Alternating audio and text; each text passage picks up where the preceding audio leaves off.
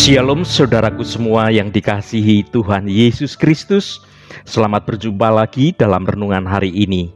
Pada kesempatan ini doa dan harapan saya untuk saudara semua berada dalam keadaan yang baik, penuh sukacita dan berlimpah berkat Tuhan. Hari ini saya Cornelius Nugroho dari channel Berkat Baru akan menyampaikan renungan dengan judul Kebaikanmu Diperhitungkan Tuhan. Tetapi sebelum kita mendengarkan renungan firman Tuhan ini, mari kita berdoa terlebih dahulu. Bapa Surgawi, Bapa yang kami sembah dalam nama Tuhan Yesus Kristus, Engkau Tuhan yang selalu baik dan mengasihi kami. Senantiasa kami mengucap syukur untuk segala berkat kemurahan Tuhan. Terima kasih untuk kesempatan di hari ini. Kami percaya Tuhan akan menolong kami dan menyertai dalam setiap langkah kehidupan kami untuk menggenapi rencana-Mu. Tuhan, saat ini kami mau mendengarkan sabda kebenaran firman-Mu. Urapi kami Tuhan, agar kami mengerti dan taat untuk melakukan kehendak-Mu. Dalam nama Tuhan Yesus Kristus kami berdoa. Haleluya. Amin. Saudaraku yang terkasih, pernahkah Anda mengalami keadaan di mana semua kebaikan yang Anda lakukan dan semua pengorbanan serta perjuangan yang sudah Anda berikan kepada orang lain tidak dihargai dan seolah-olah tidak ada gunanya sama sekali? Semua kebaikan Anda yang sudah Anda lakukan terlihat sia-sia saja. Terkadang kita menabur kebaikan namun mendapat kejahatan sebagai balasannya. Niat baik kita pun dianggap mempunyai maksud tertentu di balik apa yang kita lakukan. Kita mencintai dengan tulus, namun kita disakiti. Atau kita memberi dan menolong orang lain, namun mendapat kerugian sebagai balasannya. Benarkah kebaikan yang kita berikan akan menjadi sia-sia? Apakah kebaikan yang kita lakukan tidak berguna sama sekali? Seorang sahabat saya pernah bercerita, sewaktu masih duduk di SMP, dia lupa membawa uang untuk membayar angkot. Sepanjang jalan, sahabat saya ini menjadi gelisah, memikirkan cara menjelaskannya kepada sopir angkot itu. Menjelang tempat tujuan, seorang ibu tampaknya melihat wajah pucat sahabat saya itu. Ibu itu bertanya, "Apa yang terjadi, Nak?" Akhirnya, sahabat saya itu bercerita terus terang kalau dia lupa membawa uang saku dan uang untuk membayar ongkos angkot itu. Dan ibu itu kemudian bersedia membayari biaya angkot itu. Ibu itu bukan hanya membayari ongkos angkot, melainkan juga memberikan uang tambahan untuk uang sakunya dia dan untuk perjalanan pulang nantinya buat sahabat saya itu. Walaupun selama belasan tahun sahabat saya itu tidak pernah bertemu lagi dengan ibu yang sudah baik hati itu, tetapi sahabat saya itu mengingat dengan jelas bagaimana wajah ibu itu. Sampai sekarang ini sahabat saya masih ingat ibu yang sudah berbuat baik kepada dia. Saudaraku yang berbahagia, pada masa pemerintahan Raja Sedekia, Yeremia dipenjarakan karena perkataannya yang dianggap sesat oleh para pemuka agama yang menentang ajaran dari Nabi Yeremia. Saat mendengar kabar tersebut, seorang pejabat istana yang bernama Ebed-Melek, dia seorang pembantu raja, dia menghadap raja untuk kemudian membebaskan Yeremia. Ia dengan kebaikan hatinya menolong dan mengeluarkan Yeremia dari dalam sumur tahanan. Kebaikan hati Ebed-Melek tidak langsung mendapatkan balasan saat itu juga. cerita seolah-olah berhenti sampai di situ dan kehidupan berjalan dengan sebagaimana mestinya. Namun, saat kota itu akan dihancurkan, Tuhan berfirman bahwa Ebed-Melek pasti akan luput dan diselamatkan. Tuhan mengingat dan mencatat kebaikan yang Ebed-Melek lakukan, dan pada saat yang tepat Tuhan meluputkan Ebed-Melek dari mara bahaya yang saat itu mengancam jiwanya. Mari kita baca Yeremia 39 ayat 18. Tetapi dengan pasti aku akan meluputkan engkau. Engkau tidak akan rebah oleh pedang. Nyawamu akan menjadi jarahan bagimu, sebab engkau percaya kepadaku. Demikianlah firman Tuhan. Saudaraku, firman Tuhan ini merupakan janji Tuhan kepada Ebed-Melek, seorang pejabat istana yang telah menyelamatkan Yeremia dari hukuman mati. Di tengah-tengah kehancuran Yerusalem, Ebed-Melek menunjukkan belas kasihan dan keberaniannya untuk menolong orang lain. Tuhan melihat perbuatan baik dari Ebed-Melek dan berjanji untuk menyelamatkannya. Saudaraku, ayat ini memberikan beberapa pelajaran penting bagi kita sebagai orang Kristen. Yang pertama, Tuhan selalu memperhatikan orang-orang yang berbuat baik. Tuhan tidak pernah melupakan kebaikan yang kita lakukan, saudaraku, bahkan dalam keadaan yang paling sulit sekalipun. Yang kedua, iman kepada Tuhan adalah dasar dari keselamatan. Ebed-Melek diselamatkan bukan hanya karena perbuatan baiknya, melainkan juga karena imannya kepada Tuhan. Ia percaya bahwa Tuhan akan menjaga dan melindunginya. Dan yang ketiga, Tuhan selalu menyertai orang-orang yang percaya kepadanya. Ebed-Melek tidak sendirian dalam menghadapi kesulitan. Tuhan selalu menyertainya dan memberikan kekuatan kepadanya. Saudaraku, Ebed-Melek diselamatkan bukan hanya karena perbuatan baiknya saja, melainkan juga karena apa yang mendorongnya untuk berbuat baik. Motivasinya dalam berbuat baik itu juga dinilai oleh Tuhan dan diingat oleh Tuhan. Motivasinya Ebed-Melek itu yaitu karena iman dan kepercayaannya kepada Tuhan pencipta semesta alam ini. Setiap kebaikan yang kita lakukan dengan penuh ketulusan tidak hanya membekas di hati si penerima kebaikan yang sudah kita beri itu, tetapi juga akan menarik perhatian Tuhan.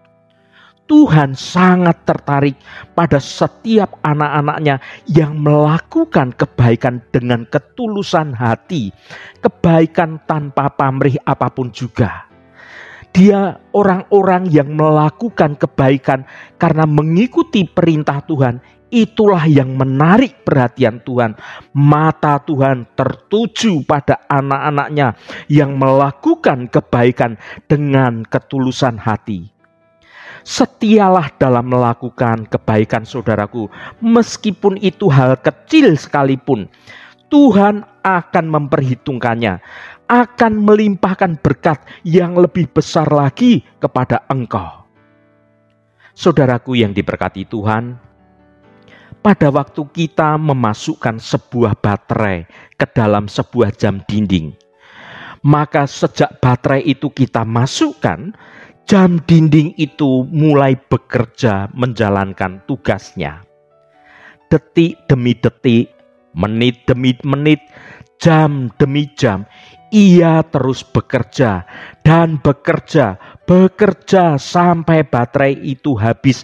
Dia tidak peduli mau ada orang yang melihat atau tidak, selama baterai itu masih punya tenaga untuk menggerakkan jam itu, maka jam itu akan terus bergerak detik demi detik, menit demi menit, jam demi jam.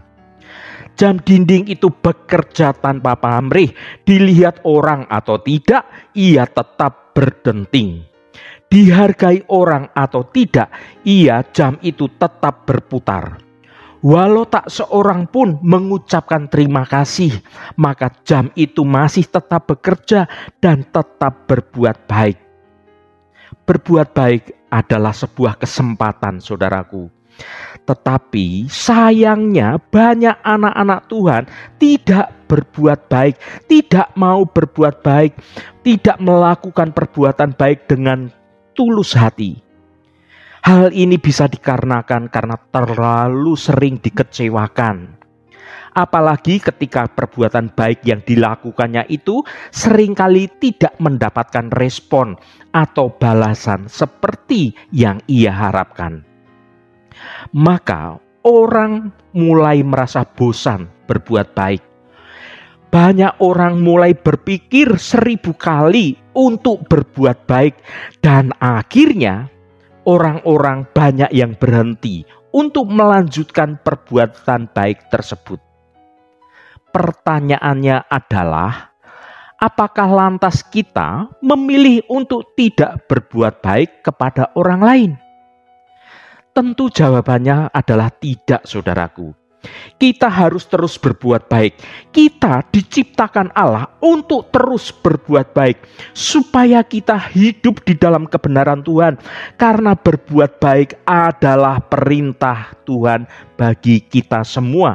Apapun kondisinya, Tuhan ingin kita selalu berbuat baik. Mari kita baca 3 Yohanes pasal 1 ayat 11. Saudaraku yang kekasih, janganlah meniru yang jahat, melainkan yang baik. Barang siapa berbuat baik, ia berasal dari Allah. Tetapi barang siapa berbuat jahat, ia tidak pernah melihat Allah. Saudaraku, kita sebagai anak-anak Tuhan, maka kita harus memiliki hati yang mengasihi dan senantiasa mau berbuat baik. Kita harus meneladani Kristus yang telah memberikan dirinya untuk menebus dosa kita. Ketika Kristus berkorban untuk kita, saat itu kita sedang dalam dosa, kita sedang tidak baik, tetapi Tuhan tidak memperdulikan semuanya itu. Karena kasih Tuhan, maka Tuhan terus melanjutkan karyanya, berkorban untuk memberikan, untuk menebus keselamatan, menebus dosa-dosa kita, dan kita menerima ganjaran sebagai keselamatan dalam hidup kita. Kristus telah mengajarkan kita untuk mengasihi sesama kita seperti diri kita sendiri. Apakah orang itu baik sama kita atau orang itu tidak baik sama kita, tidak peduli. Perintah Tuhan sama, kasihilah sesamamu manusia. Jika kita meniru yang jahat, maka kita akan menjadi bagian dari dunia yang gelap. Dunia mengajarkan kejahatan dibalas dengan kejahatan. Dan kita tidak diizinkan meniru konspirasi seperti ini, meniru pendapat yang seperti ini. Ini pendapat yang bertentangan dengan yang Tuhan kehendaki. Apapun kita, siapapun orang-orang itu, kita diminta selalu berbuat baik kepada mereka. Dunia ini penuh dengan kejahatan, saudaraku, seperti kebencian, kekerasan, dan juga kebohongan. Jika kita mengikuti dunia ini, maka kita akan mendukakan hati Tuhan. Namun jika kita meniru yang baik, maka kita akan menjadi bagian dari kerajaan Allah. Kerajaan Allah adalah kerajaan yang penuh kasih, penuh kebenaran, dan juga penuh dengan keadilan. Jika kita mengikuti kerajaan Allah, maka kita akan memuliakan nama Tuhan. Kalau begitu, sampai kapan kita berbuat baik? Kita berbuat baik sampai akhir hidup kita. Ketika Tuhan menciptakan manusia, Ia juga memberi baterai, yaitu nafas kehidupan, dengan maksud agar kita bisa terus bekerja dan berkarya serta menjadi berkat bagi sesama kita seperti jam dinding tadi. terus berdetak sampai baterai itu habis. Selama baterai itu masih hidup dan berfungsi, biarlah kita mau untuk melakukan hal-hal yang baik dan berguna bagi sesama tanpa memusingkan diri terhadap pujian dan penghargaan dari manusia. Sekalipun hal-hal yang baik yang kita lakukan tidak dihargai oleh orang lain, kita harus terus melakukannya, berbuat baik. Karena tujuan kita berbuat baik untuk menyenangkan Tuhan, untuk kita taat pada perintah Tuhan.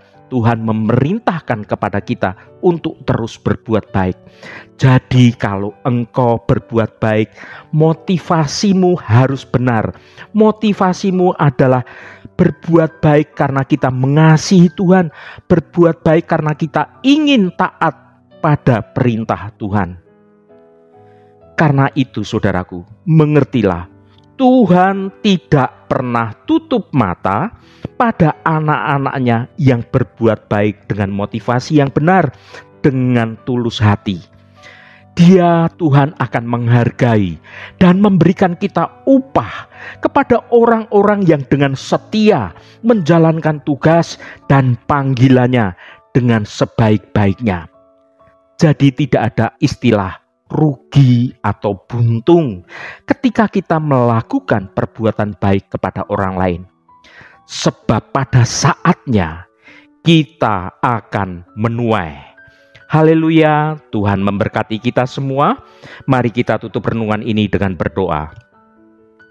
Allah Bapa yang kami sembah dalam nama Tuhan Yesus Kristus, terima kasih atas kebenaran firman-Mu yang sudah kami dengar pada hari ini.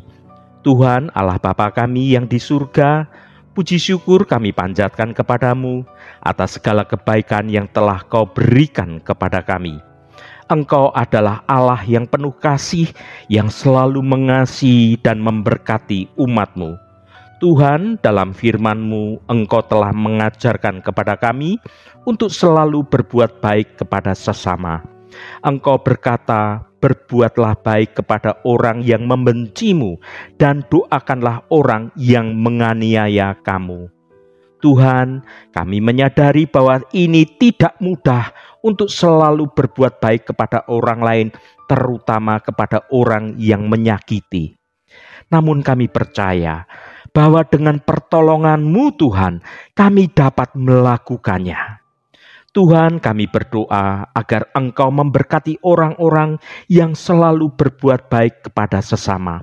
Semoga Engkau Tuhan selalu menyertai mereka dan memberikan mereka kekuatan untuk terus mampu berbuat baik. Kami juga berdoa agar Engkau Tuhan membuka hati kami untuk selalu mau berbuat baik kepada sesama kami. Biarlah kami selalu melihat kebaikan di dalam diri setiap orang, dan biarlah kami selalu tergerak untuk menolong mereka yang membutuhkan bantuan kami. Tuhan, kami percaya bahwa dengan berbuat baik, kami dapat menjadi berkat bagi lingkungan di mana kami berada. Tuhan, kami serahkan hidup kami, pakai kami untuk melakukan kehendak-Mu atas hidup kami.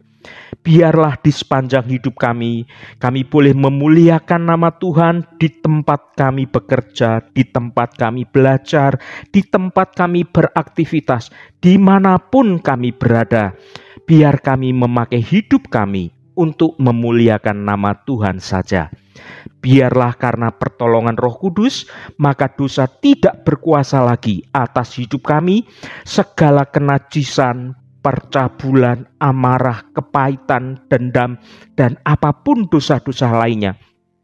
Biarlah hal itu dibuang jauh dari hidup kami, agar hidup kami boleh menjadi berkat bagi banyak orang. Tuhan Allah Bapa kami, berkati mereka yang saat ini selalu setia mencari hadirat Tuhan dengan mendengarkan renungan hari ini. apapun pergumulan dan persoalan dari saudara-saudara kami. Pada kesempatan ini kami percaya dengan segenap iman kami, di dalam nama Tuhan Yesus Kristus selalu ada jalan keluar. Yang mengalami masalah dalam hal keuangan, soal sakit penyakit, yang mengalami masalah dalam pekerjaan, apapun masalahnya, maka Tuhan turut bekerja mendatangkan kebaikan bagi kami semua. Berkati mereka yang sekolah, yang kuliah, yang bekerja, yang berdagang, dan usaha-usaha lainnya. Dimanapun mereka berada, Tuhan akan berkati dan Tuhan jadikan mereka berhasil. Bagi mereka yang saat ini sedang terbaring sakit, Engkau menjamah dan memberi kesembuhan dalam nama Tuhan Yesus Kristus. Kesembuhan yang datangnya dari Engkau boleh diterima oleh saudara-saudara kami yang saat ini sedang sakit. Berkatilah mereka yang hari ini sedang berulang tahun Tuhan. Engkau tambahkan 1 tahun lagi. Terima kasih buat anugerah-Mu. Umur panjang di tangan kanan dan kekayaan serta hormat di tangan kiri.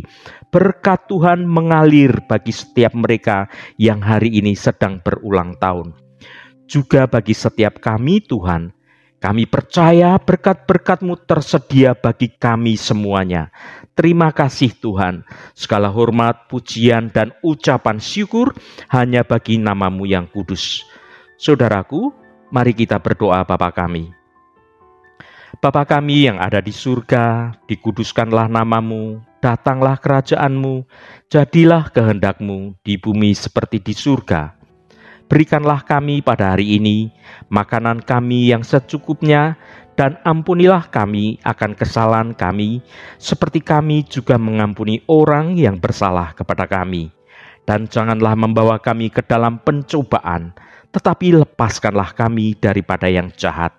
Karena Engkaulah yang empunya kerajaan dan kuasa dan kemuliaan sampai selama-lamanya. Saudaraku, bukalah hatimu dan tengadahkan tanganmu. Terimalah berkat Tuhan. Tuhan memberkati engkau dan melindungi engkau. Tuhan menyinari engkau dengan wajah-Nya dan memberikan kasih karunia. Tuhan menghadapkan wajah-Nya kepadamu dan memberikan damai sejahtera. Berkat anugerah dari Bapa Surgawi, cinta kasih karunia dari Tuhan Yesus Kristus, dalam persekutuan dan penghiburan Roh Kudus, menyertai kita semua sekarang ini dan sampai selama-lamanya. Dalam berkat Tuhan Yesus Kristus, haleluya, amin. Puji Tuhan, saudaraku semua, saya percaya firman Tuhan hari ini sudah menjadi berkat yang akan menuntun hidup kita semua. Roh Kudus senantiasa menolongmu dan menuntunmu hidup dalam jalan kebenaran Tuhan. Haleluya. Saudaraku, saya sangat senang sekali jika Anda berkenan memberikan komentar pada konten video ini dan bagikan renungan ini pada teman dan sahabat Anda agar mereka diberkati juga melalui renungan ini. Sampai bertemu kembali saudaraku, Shalom, Tuhan memberkati.